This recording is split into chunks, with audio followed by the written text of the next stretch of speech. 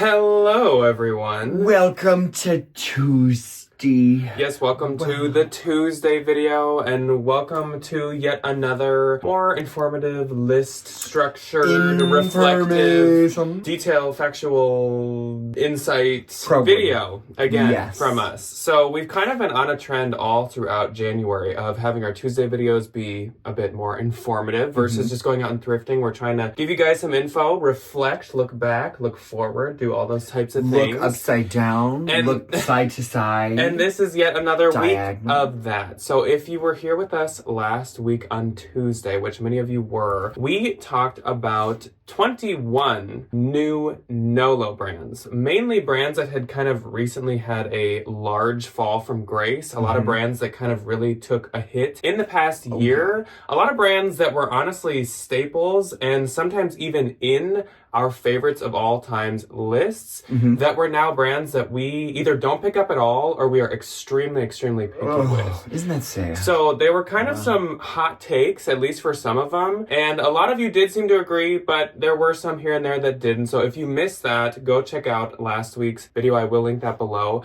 But a lot of people commented and asked, well, what does so what do we So what does make money? Because I feel like you just eliminated everything. And so we thought this would be the perfect timing to do yet another iteration of our favorite brands of all time list. Oh, yeah. So we have done this at least twice in the past, maybe 3 times. I'll link those below as well. But this information and this opinion changes drastically over time. So you can go watch the old ones for entertainment purposes. For vibes. But don't buy any of those brands, But this is definitely an updated version. There's going to be maybe just a titch of carryover, but for the most part, this changes dramatically. So when we put together these lists, we do it completely separately. So we both do have 10, though there is just a little bit of crossover. The first 2 brands for both of us are the same. Kind of like with the no-lows, we're not necessarily saying that there is not a single piece from these brands we wouldn't skip. Obviously, personal discretion advised. That's what I was going to say. Many of you may not agree with these, but these are just brands that, for the most part, we will pick up anytime we see them. That is at the bins or at a consignment store or thrift store for a fair price. These are brands that basically always sell well for us, and we just feel we can really rely on them. This is what we, for right now in this moment, this screenshot in time, consider our favorite brands. Point blank period. We're gonna get into this. I actually wanted to rapid fire a few of the ones that were very close to making my list before, just to give you guys as much information as possible. So I'm not gonna go into these ones as much, but I wanted to tell you kind of like my runner-ups, my honorable mentions, and maybe tell you kind of why they didn't make it onto my actual 10. I'm just like really bad at making decisions, so I made a huge list and then took 10 out of it. So these are some that just didn't make it into the 10. Nation Ltd is a brand that we both really love. I will say Nation has been slowing down just a little bit lately, especially for certain pieces, so it didn't make my 10. The Great is another really good brand. Now, I think The Great has a fair share of pieces that aren't worth paying up for. A lot of their pants and some of their older styles don't fetch as much as they used to. So I really love the brand and I really can rely on it and I love finding it, but it didn't make my 10. Universal Standard is a lot of basics, and with that comes a lot of pieces that don't do as good as some of theirs, but the brand does really well. Their career wear stuff in particular does really well. Actual plus size stuff does well. They do have some smaller things, and those do not sell very well. So that's why that didn't make it on. Favorite Daughter, I think just isn't one you're going to find super often, so I didn't really want to like focus on it too much, though it's kind of an up and coming higher end brand, kind of like a mid-range designer. Think Anine Bing and Veronica Beard. Exactly. And it does do really well, so it is a great brand. Angry Minnow is kind of a local brand, but it's definitely in the Midwest of America. They make like repurposed and graphic flannels. I really like finding it. It always sells super fast, but it's not bringing in like huge dollars. So I was like, nah, I don't think that's like she's a little top 10 hometown. Ever. She's a little hometown. Porto is a leg and look brand. I don't think I've tried it enough to say that I'm like obsessed with it, but when I've had it, it's done really well and sold very fast.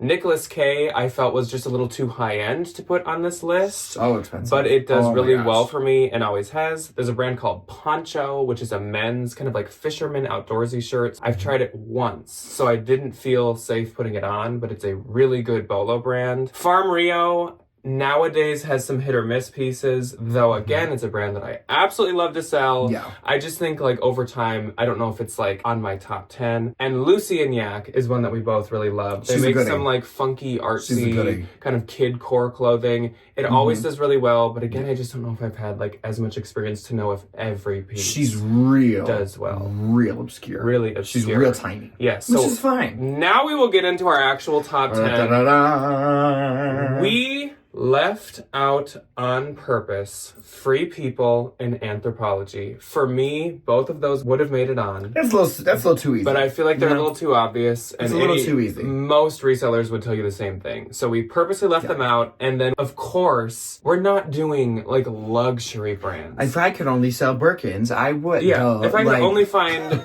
modern Christian Dior, sign me up. But we thought that we would kind of pick more like attainable. Things that you could walk into a thrift store on some day of the week that ends with a Y and go find it. Yeah. So we're going to jump into it. I'll introduce the first one because it is on both of our lists. Now, these are not in any kind of order. That's just random. But we both put Coach. I think, like, looking back at all my things, even if it's butt ugly, even if it's in horrible condition, it still sells. Obviously for like $10, $15, $20. And I think like the nicer stuff now, especially because they have a lot more like, I think brand recognition than they did back when like I was a kid and it was like, oh, that's just a Coach bag. The leather, I think the 1941 stuff is super nice. I think the outlet stuff has gotten a lot better quality and I think it's just like a lot trendier and people like it a lot more. So I feel like I'm a little bit more prone to pay up for some of those pieces just because I know that they do a lot better. All of it sells. Coach checks like a lot of boxes. They make trendy new stuff that people are really obsessed with. They make high-end, basically luxury level stuff that a lot of people really like. Their vintage stuff, a lot of people really like it. And their outlet, they make like very collectible collaborations that a lot of people really like. There's just kind of like, they check every box. I would say one thing with Coach is, I mean, every brand kind of has ups and downs and Coach of course does too. Yeah. But Coach never has dropped like to this unsellable point. No. Coach has always been stable at least, or sometimes it's fantastic. Right now, Coach is on a really good high. Yeah. They, I think, have some kind of new creative director that has really been taking them to good places. Ever since they started to make the tabbies. I feel like Coach has had this huge resurgence. Now they have Coachtopia, which is super Y2K. They still have 1941, which is super luxurious. So Coach is just like a really, really solid pickup, and you're probably never going to be stuck with a Coach forever. It will sell at some point. Always. Always, always, always. So the second one we have in common as well, and that is Farty. Farty. Yeah. Farty is a really, really solid seller. Farty actually makes men's and women's, and I would argue that both do really well. Yeah. Farty is kind of basics, but it's definitely a bit cuter than just totally plain pieces. And I think their stuff is really, really like well made. And the it's, materials, again, it's attainable. It's not like an asinine retail price. So a lot of people have purchased it and gotten like used to the name and they start to like certain pieces and stuff by them and they start to like the brand. So they become very loyal. And I think Farty has like an extremely loyal shopping base. Oh yeah. And it's not like cheap. It's you not. know, like, it's relatively expensive, like, for, I would consider it, like, a mall brand store, you know, like, it's not Banana Republic, Loft, and Taylor, like, any of those ones where, like, they do have a lot of stuff that, like, goes on sale, and it holds, I feel like, a lot of its value for just kind of stuff that isn't super, like, eye-catching. Yeah, it holds a ton of value, and even when you find a piece that you think is very boring, it will still sell very well, probably very quickly, and for a good amount of money. I think I often compare Farty to Nation because they're slightly more basic brands that have quite high retails. Farty's got a leg up on her. But Farty definitely has a leg up, and I feel like I can rely on Farty to sell more than I can rely on Nation. Though they're both good. So I love Farty. It does super well. I do too. This has been a brand on my radar for a very, very, very long time. And I unfortunately have not found one in a very hot minute. Yeah. It is Harveys, the original seatbelt bags. I think because Y2K is still here and clearly going nowhere for a very, very long time. I just think they're really popular and they wash super well and they come in all kinds of colors and they have all these new little adventures with Disney and all these other little companies. So they're branch out a little bit, which I just think makes them much more valuable. I love them. And I feel like anytime you have one, even like a standard color They or don't anything, last 2 you weeks. sell them super, super fast. Which I will say with Harveys, it also branches off to just kind of like anything that looks like a Harveys too. Ryan has pretty solid luck with. Oh, yeah. My third one is one that has made an appearance on past top 10s of all time lists. Yes, I think every single time, actually. And for me, it still holds strong, and that is Smart Wool. So Smart Wool, if you Love do not her. know the brand, let me introduce you to Nitwit. This is Nitwit. Say hello. Not me. The thing. This little like robot-y kind of looking dude right here.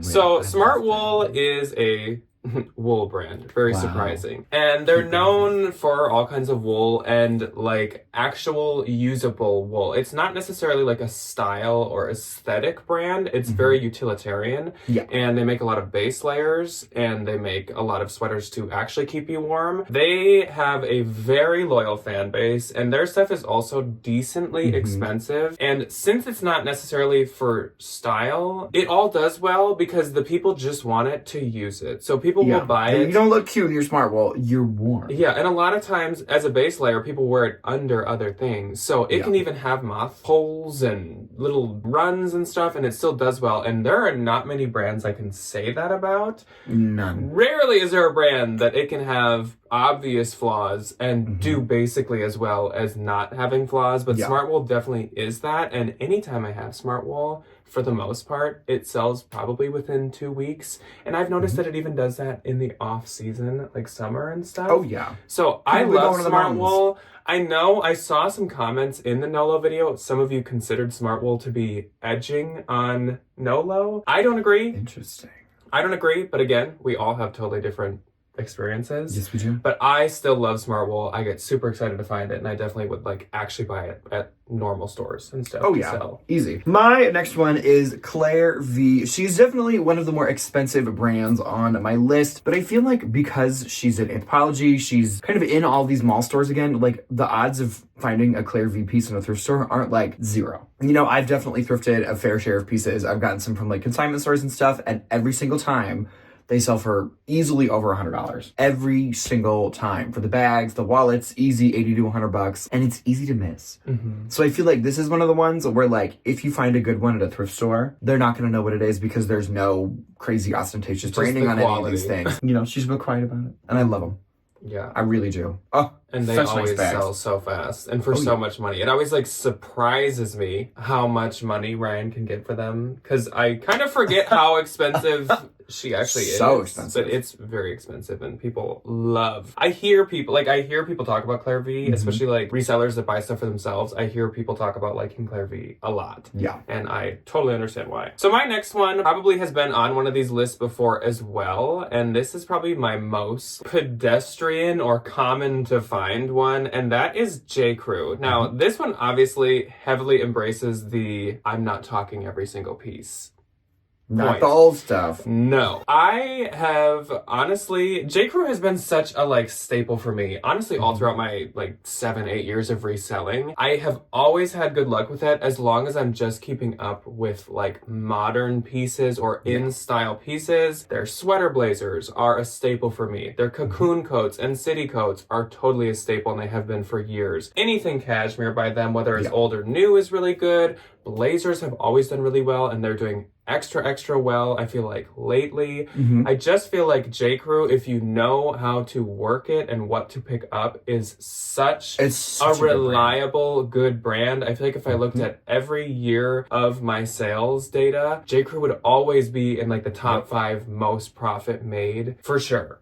And obviously, like, it's everywhere. You can always rely, like, even when we lived in Iowa, I could rely on finding at least some decent JCrew. Yeah. So that really helps it as well. People have career jobs, and they want to wear nice little things. And I think JCrew stands out from Ann Taylor, Banana Republic, Loft, all those other mall brands because it does quite a bit better than any of those. I think it has a lot more like quality behind the name recognition compared to like an Ann Taylor, like a Loft. Or, it has a bigger following and more loyal base than those ones. Okay, my next one is a shoe brand, and this has been a shoe brand that has been in the reseller zeitgeist for a very long time. It is Bed do. They definitely have taken a little fall from grace in terms of like, I feel like you used to be able to get a little bit more money for them, but every time I find a pair, no matter what they look like, no matter what style they are, they still sell. You know, obviously this is one of those things of like, take a little bit of professional discretion into account, like don't overpay for anything. I love finding it on the bins because I know it's an easy $40, $50 bread and butter moment. The boots especially easy $60 to $100 depending on the style and the condition. It just does really good. And I think people like it because it is really, really nice quality stuff. And I think like, again, brand recognition and the name behind it, people kind of look out that specific boot or that specific shoe that they want to replace or something. They'd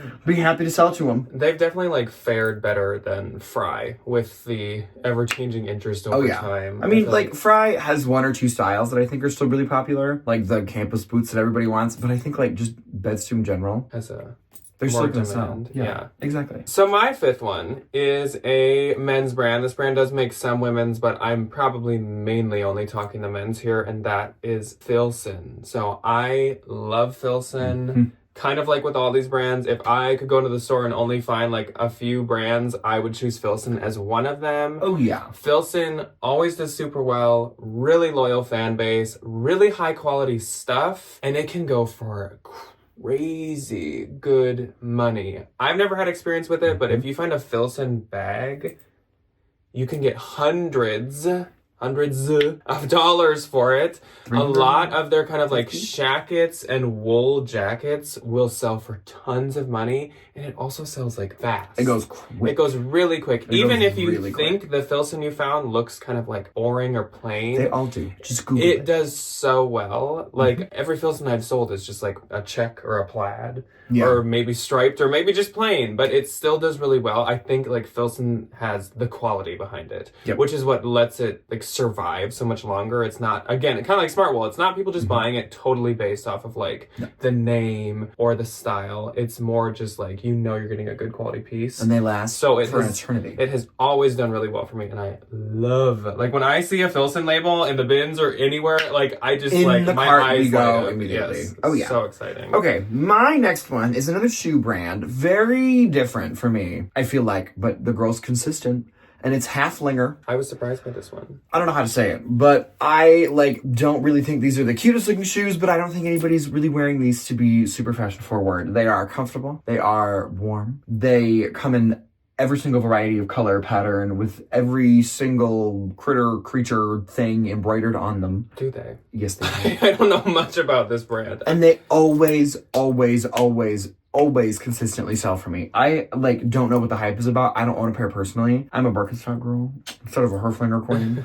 But I think that's kind of the thing is like people like them because they know what they're getting and they know that they're comfortable. And I'll be more than happy to give you it for $40-$50 every single time. Every single time. There's got to be something behind it because when those roll out at the bins, people are like fighting for them. They go fighting nuts. So absolutely. So you're definitely not alone in that. I haven't tried them really. One thing I'll say about them is kind of like Birkenstocks. You'll find them in terrible shape. Oh, people wear them into the dirt. Really bad shape. But I do know they retail very high. And I do obviously know, again, that a lot of people really want to buy them to sell. So there must be something there. So my next brand is kind of like Filson in a way. It is another men's brand. I think one time someone told me that way back in the day when they started this brand made women's, but like that's been a long time now. And so that is Taylor Stitch. Now Taylor Stitch, I only learned about probably like a year and a half ago. Found it for the first time, seemed like good quality. I looked it up, sure enough. High retail. Comps are good. Then I found out that they have a very, very loyal fan base. So Taylor Stitch, like I said, is men's. It, again, is pretty basic, kind of plain pieces. A lot of button-up shirts, a lot of like flannels and jackets, and their pants are very, very popular. They have certain style names. One thing with Taylor Stitch is when you list it, you really do want to put the style name because a lot of people really like specific styles. But anytime I've had Taylor Stitch, it has done really, really well. It is sold fast for good money. Yeah. And again, probably the pants best of all, but I like any of it. So I would totally pick up Taylor Stitch at like a regular thrift store, at a consignment store, anywhere. I have loved selling it every time I have. So and it sells quick. Yeah, I think I've had it maybe like around 5 times now. Everything has sold except the item that I got in the past week. and give it next week, she'll be out. She'll be gone. My next one is probably about the furthest thing from a men's like outdoorsy brand. It is HZAG. She is an English swim designer known for her like really crinkly, one size fits nobody style swimsuits. They're like the tiniest, chintziest looking things ever, and I have never sold one for under $50. That's wild. It is crazy. They are so expensive. They've been popular for a really long time. I just think because like, you know, it's that kind of classic like French cut high-waisted swimsuit style. Not really gonna go anywhere. And every single time, the one pieces are easily over $100. The separates are on a bad day, $50 to $60. Like they just fly. I don't get it. But I also don't understand a lot of designer swimwear because it all feels cheap. And looks very much the same. Yeah. It's all from the same two factories anyway. So, you know, whatever. But it's like luxury sunglasses. I'm never going to say no to $1. Or $50. Or $50 for a little tiny swimsuit. About like a year ago or something, we went to the bins with my cousin, and Ryan and my cousin, who's not like a full-blown reseller, she'll literally list like 10 things a year. She comes to the bins every now and again. But she also found one, and hers also sold fast. Yeah, I found like 5 or 6. She was excited about that. Good time. Yes. So the next one is probably my most obscure one, but it definitely is a brand worth knowing, and it's a brand that I really, really wish I could find more, and it is called Toast. Toast. So it's literally just called Toast in all capitals. This brand, if you know the brand HZAG, which is kind of another obscure one, it's kind of like oversized tunic-y, layered art to wear, but also just minimalist clothing. That's very much what this brand is. So the reason I am so excited and hyped about Toast is I one time found one dress at the bins. It was quite plain. I listed it for about $100 and it sold, I think in 24 hours, and already had like 7 likes. Dang. That dress I had totally missized because it was like UK sizing. There's a hole, whatever. They got rigmarole I had it over there that we listed just don't do wrong, it over so here. it actually got returned back to me and I was like, shoot. Listed it again. It sold again within 24 hours for even more money. So I know this brand has a following and does very well. I just did more research into it to make sure I know what I'm talking about. All the solds are like at least 100. We were looking through it. Like, it's crazy. Even just a pair of pants was like 75. For your Toast. So this brand sells very quick. It does very well. It is nice quality. It's like organic cotton. I would love to find more of it. And universe, I'm putting that out there. More Toast, We're actually going to the bins tomorrow when we're filming this, so please, some more Toast. More Toast. Okay, my next one, if you have existed on reseller Instagram for any period of time, you would know that this is kind of like one of those holy grail coveted things to find in a thrift store. Aviator Nation. I sold a pair of their pants today. Literally pink sweatpants for $85. I don't get it. I have 2 of the trucker hats that I found in the bins, and I would not pay more than $1 for them, but I do love them. Every single time I have found Aviator Nation, which is like less than 10 times, I will be completely honest, but all of it sells for easily almost $100. Yes. Every single time. I don't understand what the Aviator Nation girlies are doing. I don't understand it at all. But I'm going to be more than happy to peddle them their things for their dollars. Yeah. Immediately. Well, and it's been like that for years. It has always sold really well. I don't get it. People have always sworn by it. And it's another kind of unassuming looking brand. You'll find that marked probably not too high at a thrift store because it's very unassuming looking. But I'm talking like everybody seems to like it. Like even the high-end girlies. Our friend Gabby, who wears like Totem and very expensive, nice Max Mara and stuff like that. She'll just like hang out in her Aviator Nation sweatsuit. Yeah. So like it's popular. Crazy. Next up for me is one that I assume a lot of you have heard of as well and will agree with me on, and that is Mother. Mother. So Mother is of course a denim brand. They do make some sweatshirts, some t-shirts, some jackets, but they're definitely known for their jeans and denim. We all know. Jeans, denim brands come and go. Revolving door. Fly by night. It is a revolving door. All the time. It's like athletic. It's like leggings. Like it's like one's popular, the next day it's gone. Popular, gone. Mother has She's been hanging around. defied all odds and has been around now for years, being basically like the most popular denim brand that I probably could really think of. Mother has now been a good brand to pick up, I'd say for like 4 or 5 years at least. Yeah.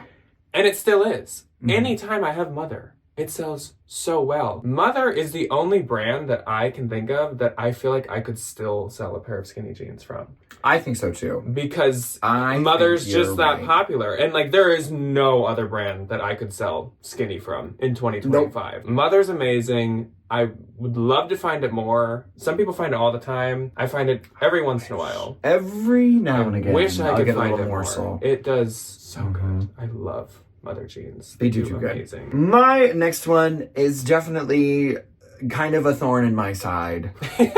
It pained Ryan to put this one down, but he had to face the facts. And I like listening to music, and I will face it if I need to. Desigual, however you decide to say it. It does really good, though.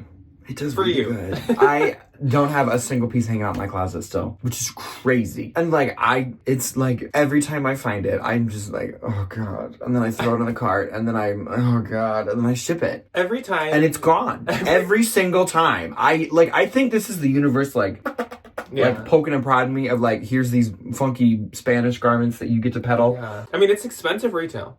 Is it?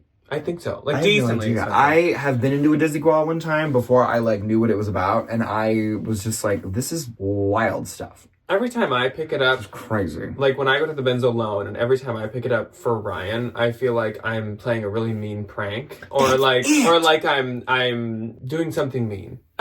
Basically.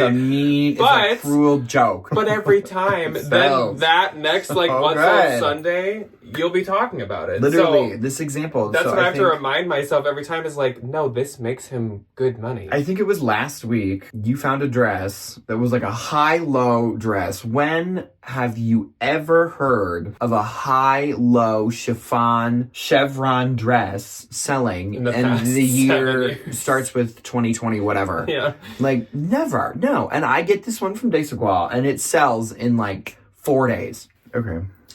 I don't know anything. I don't know who I am, what I'm doing. I just peddle the things. Yeah. I sell the garments. So next up for me is one that I have loved for so long, and some people will say that they don't really like it that much anymore. I have yet to be turned to the negative side on this brand. It all does good for me when I find it, even plain stuff, and that is COS. I got a mother at home that anytime I find it, that if it doesn't sell good on the internet, I learned COS from Ryan's mom's interest in the brand. It actually is an H&M owned brand, but it's like much higher end than H&M. It even, I believe, has runways, or it at least has in the past. Interesting. But COS uses, not always, but sometimes really good materials. Slightly better materials. Wools, silks, stuff like that. And their stuff, though often pretty plain, it's kind of like workwear, like plain wear. It does so good. Very quiet luxury. There will be COS pieces I find that I'm like, oh, this one's not going to do good because it's just like a black t-shirt. They're all just black t-shirts. It still sells super quick and super well. And then if you find the stuff that's like actually substantial, like a nice sweater or a nice coat or jacket, fast and for super good money. My most recent COS was kind of like a Henley sweater with like the whole collar and everything. I was like fighting people off who wanted to buy that. Beating them back with a stick, man. It was like,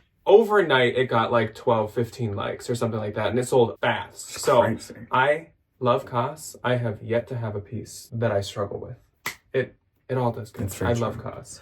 My next and final brand is a brand that I have unfortunately not found a ton of, but when I have found it, she's flying right out the door. It is Zarina. I think it's Zarina. It's a lot of like linen, a lot of like slubbed cotton, a lot of 100% cotton. Every single time. I found it a handful of times in the thrift stores and like kind of out in the wild. Just boop. Yeah. Doesn't last a week. Easy $50, $60, $70. Dress, from my experience, over $100, which is great. And like, it doesn't look like anything, crazy. Because again, it's just like a blue cotton dress. But for $140, I'll sell the dress. And because the thrift stores, we're just kind of like, whatever. It never gets marked that high. You found it a couple times. Handful of times. I have never found it. It's definitely on my bolo list. I would definitely love to find that brand this year because I know a lot of people like it. It's not one that's going to get you like $200, $300 a piece. No. But it's a really good upper tier bread and butter. Really solid. It definitely sells every time. My next one is also just slightly higher end as well. And I would say obscure, but I have found this brand like 6 times in the past year, and there is not a store for this brand anywhere near us. The closest one is New York. I was gonna say, there isn't even one in the Midwest. So it definitely isn't too obscure. Crazy. And that is me plus M, me and M, me and I don't know what you want to call it. I think it's just me plus M. But I love this brand. It is quite pricey retail. Like a blazer or a lighter jacket is about like $600 from them. Pants are about like $295, around $300. But it holds a lot of its value, and it actually has like a really good following for, again, being like more obscure. So I don't know where it's all been coming from, all the stuff that I've been finding, but again, I found it so many times in the past year, and I hope that continues because I've sold over half of the pieces I have found, and that's with me listing them like all over $200. So it is a solid seller. It gets good money, and it's another one that is frequently like missed by consignment stores, Goodwills, and stuff like that. Because the tag, I will say, looks very unassuming. Yeah. I've never found it personally. You are kind of like the little me and M magnet. Apparently. I have found, and it's all done good. So I have found pants, I have found jackets, coats, I have found shoes, sweaters. It's all I've literally found almost every category of it, and it all has done good. I think I've sold something from basically every category at this point. So if you do see it, keep your eyes out, pick it up. Super good performer. Yeah. So those are the things that do sell. There are plenty more, but we wanted to tell you guys like our solid swear by them favorites. So these are each of our 10s that if we could basically only find these brands forever, at least right now, that's what we would pick. Give us your top 10. Or at least if you don't want to type that much or come up with it, give us like your top 5 or top 3, but let us know what are your solid, like I can swear by these brands, I can rely on them, because I feel like there's more differences with that versus the Nolos. I think a lot of us can agree on Nolos, but the ones that we truly believe in and swear by, I think it's a little more or any of our brands, a little more diverse. You will swear by. Do you completely disagree on any of these? Are any of these like basically a Nolo for you? Let us know, because I again, some people were kind of mentioning Smart Wool in there, and I know some people don't like Free People, even though we didn't put it on. I saw some of those comments, so let us know. Answer any of those that you would like to, and otherwise, we will see you on Thursday for Ryan's part to the bins haul. I took pictures of it all today, so hopefully it'll all be listed. Probably not. But Ryan has all kinds of good stuff to show you guys, and I will be there as well, reacting, because I hadn't seen the stuff yet. And then, of course, we will be back for a regular What Sold Sunday on Sunday. We will see you then. Goodbye. Goodbye.